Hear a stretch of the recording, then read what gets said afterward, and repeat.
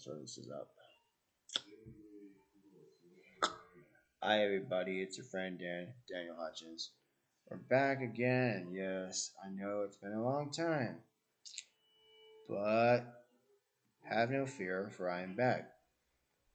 Because we are going to our friend comic book resource. What are we talking about? Um, so we're talking about Tim Burton. Okay, Tim Burton has a Rotten Tomato movie that has quietly have climbed up on the streaming charts during the spookiest season of all, Halloween. And it's an 84% on the tomato meter. Okay, so wait, Wednesday is not the only thing that Tim Burton is making. In fact, there are some other things that he's brought to the darkest, weirdest places of, spooky.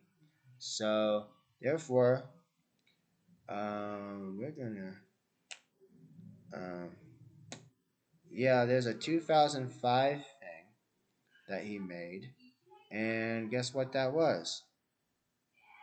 Corpse Bride. Corpse Bride makes the perfect thing to watch after watching Wednesday, and I'm about to explain to why. Corpse Bride proves that Tim Burton is a mastermind genius when it's on screen with love triangles. Love triangles, like Archie, love triangle. Again.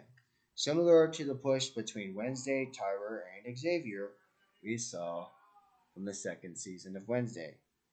However, we know our main man, Victor, is trying to accidentally marry a corpse, again named Emily, instead of marrying Victoria.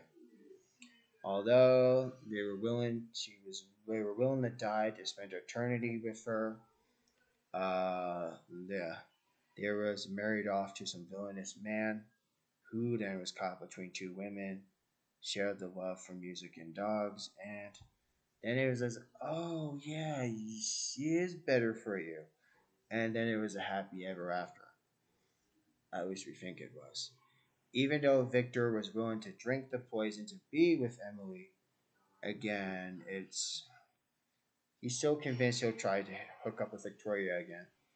Although, despite the afterlife spent with Emily, Victor goes insane, and he's like, "Well, what do I do now?" And then, so now he has to rethink his life, and then it's like, yeah. So it's an imperfect choice done by imperfect people. Compared to The Nightmare Before Christmas, it doesn't scream enough noise. Again, even though it is gothic style, it's like claymation, spooky, cartoony, humorous, whatever you want to call it. It has aged very well, actually. In fact, it's top notch as far as Tim Burton goes. He also draws very similar things from Beetlejuice, the movie Caroline, and also, obviously, we just mentioned Corpse Bride. Easily one of the most gothic fantasy love movies of all time, and at the time is classic that inspires more generations.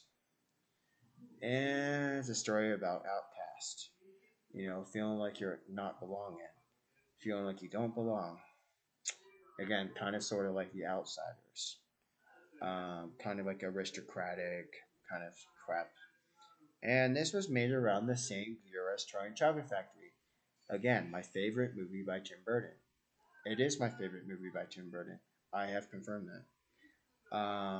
But yeah, and it's honestly, it's beyond the imagination that with hard work and dedication, you can make a great story. And even though it's a really scary story, there you go. That is the news. All right, and remember, don't forget to grab your costumes for your kids for Halloween, and make sure you leave some candy out for those greedy little bastards. Because those greedy little bastards are going to ask for your candy, and they'll probably take more than two pieces. So just be prepared. Be prepared, like the Boy Scouts always say. Be prepared. be prepared for the worst because there's probably going to be some kids on your neighborhood going to grab more than they're going to grab more than their fair share and probably get very fat and then like have tummy aches the next morning when they go to school the next day. It always happened to us before, so again, take it from me that's had experience with that before. So again, also, like I said, since it's Halloween, it's the spooky season. Remember, do what you do, but then try to be safe. Look both ways when you cross the street and don't be a dumbass, and you will be having a wonderful, wonderful, and hopefully a safe Halloween. Until next time, see you on the hut.